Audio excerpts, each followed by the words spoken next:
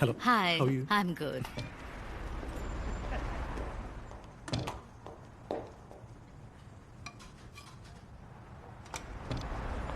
Undo. No. Do you have any more copies of George? I just sold the last copy. I'm sorry. ശരി എന്നാ നമുക്ക് പിന്നെ വരാം. പിന്നെ വന്നിട്ട് എന്തിനാ ഒരു യൂസും ഇല്ല. പ്രീ ഓർഡർ ചെയ്യാന്ന് പറഞ്ഞപ്പോ നീ വേണ്ടെന്ന് പറഞ്ഞു. ഇപ്പൊ എന്തായി?